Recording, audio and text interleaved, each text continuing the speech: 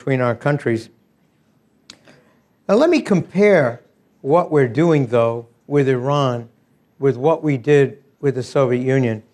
And I'll just go through these 6 or 7 points. First of all, one of the principles of our negotiating with the Soviets was the concept of rhetorical restraint. And this was hammered home by Ronald Reagan. Don't make any threats that you don't follow up on. Don't say something's not acceptable and then accept it. And the other aspect of rhetorical restraint for him was don't crow.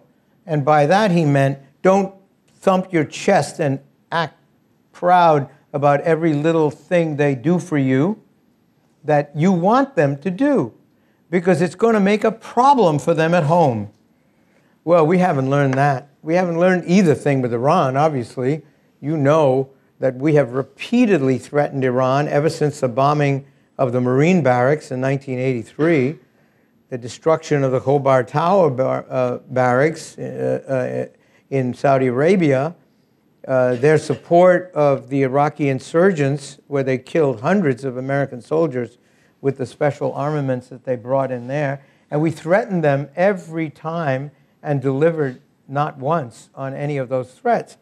And with regard to crowing, well, we're crowing now, and this is what led to the throwback by them. We said, oh, we've rolled back their program. Well, you know, they didn't need us to say that in dealing with the Ayatollah. The manner of our negotiating with Iran, and I give other examples in my book, has been one of, you know, we are going to get what we want. And Ronald Reagan, when he dealt with the Soviets and he got the Christians out of the basement of our embassy, that was the first breakthrough we had. He said to the Soviets, if you let them go, we will not crow. We will thank you for it. And every time you do something that we ask you to do, we're not going to be triumphant about it. We're going to thank you for doing that. And that's what we did.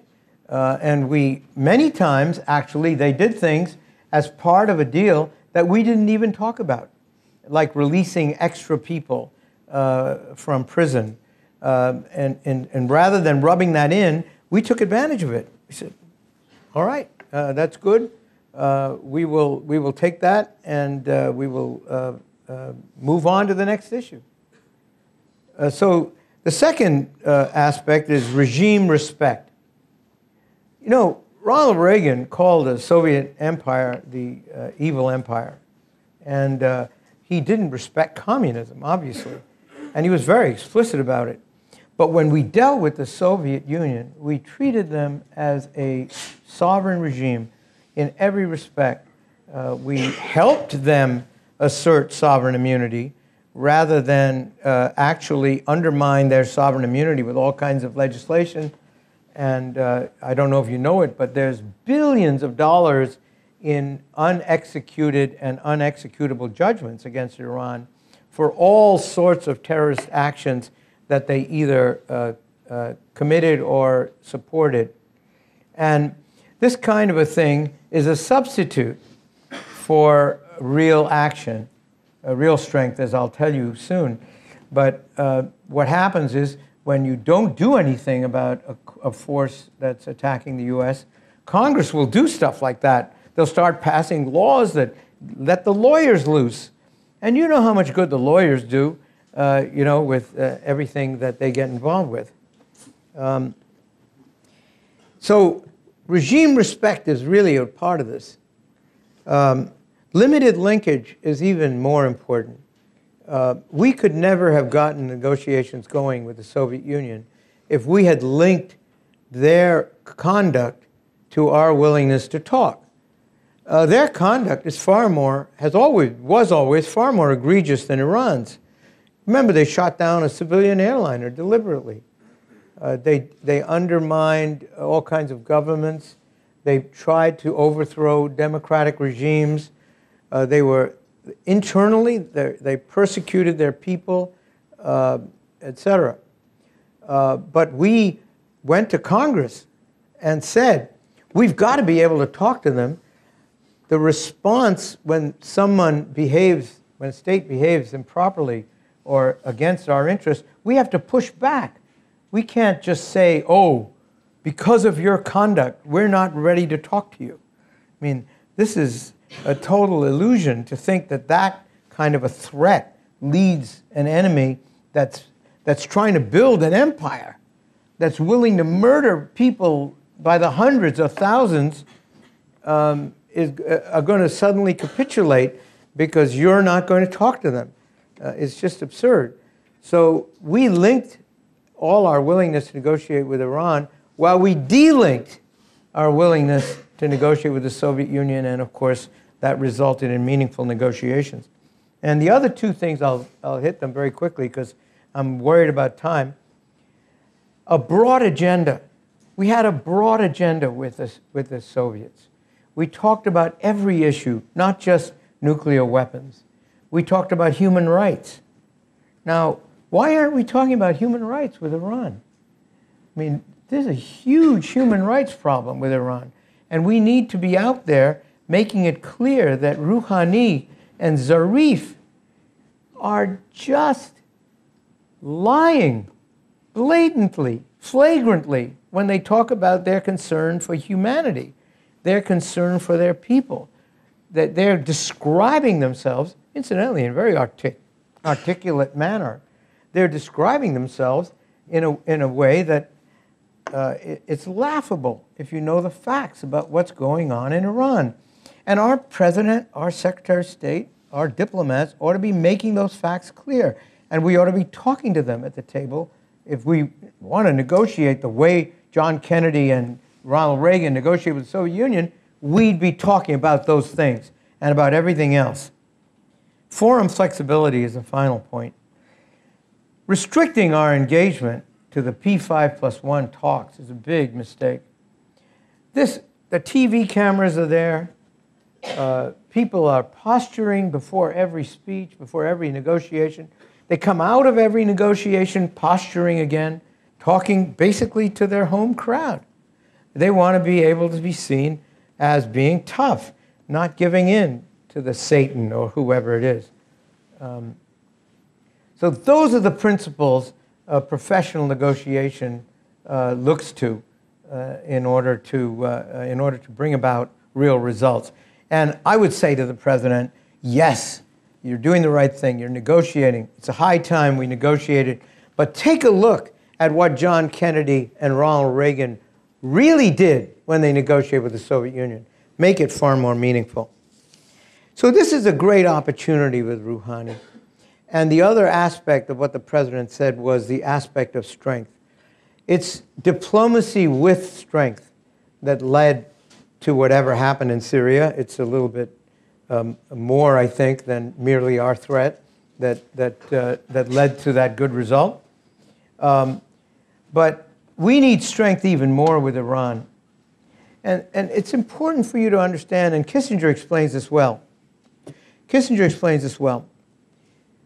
Diplomacy can take a form of rational reasoning, right? I sit down with you, I talk to you about your interests, you talk to me about my interests, etc., and we're rational players.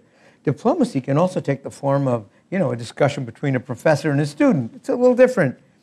And it takes an even more interesting form in a discussion between two enemies, and especially an enemy that has a radical set of objectives to create a Islamic Shiite hegemony in the Middle East. And they're doing a good job. They're in there saving Assad. They have a checkmate on Lebanon's government. They recently killed a general over there through Hezbollah. They are very influential in Iraq, more influential than we are. And they have their sights set on Bahrain and Yemen, very much so. And the Shiite majority in Bahrain, they're going to try very hard to swing Bahrain around. So we're dealing with an enemy that has an agenda. you're not going to be able to tell them it isn't in their interest to have a great Shiite empire, because that's what they want. What you're going to have to convince them is that they can't have a Shiite empire, that they will not have a Shiite empire. This is very hard stuff. Now, you don't have to go in there and be flagrant and ridiculous and immature about it, but you have to convince them to give up a strategic objective that includes the ability to make a nuclear weapon. Not necessarily make one, but the ability to make one. So this takes more than just talking. It took sanctions, very serious sanctions, to get them to the table. We can't just threaten to use force, especially not in a context where for 34 years we have never, other than the Gulf War in '87, where we actually used force against them for 2 days and sank half their IRGC's Navy, and incidentally, they never mined the Gulf again. We have not used force against the IRGC for any of its killings of what I estimate to be about 1,000 U.S. soldiers. 1,000 U.S. soldiers. It is incredible that the United States has sat by and allowed 1,000 of its uniformed soldiers to be killed by a government and not done anything about it. And it isn't like you have to make a war, but you certainly have to push back. And each time we said we would and we didn't. So in this context, a mere verbal threat is not going to be convincing. Options on the table. I mean, those options have been on the table for a long time. They're still there. And remember, North Korea, we said the same things. So you've got to be credible. Imagine yourself in the Iranian National Security Council talking to your fellow ministers. How credible is the American threat of the use of force? And would we even want to use force against Iran's nuclear program? I certainly don't. I think it would be a very dangerous and difficult, costly thing, and likely not to succeed. So I look for alternatives, and I like the president's alternative of diplomacy with force. But there hasn't been enough diplomacy, and there hasn't been enough force. And I'm talking about limited, targeted actions in response to actual attacks on the United States and its interests.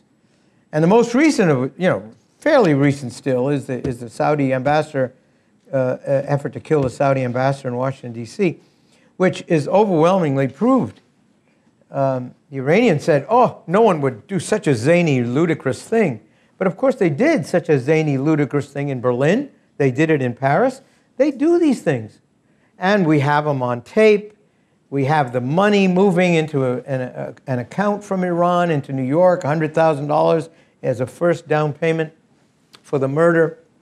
So there has to be a sense of credibility with regard to the threat of force.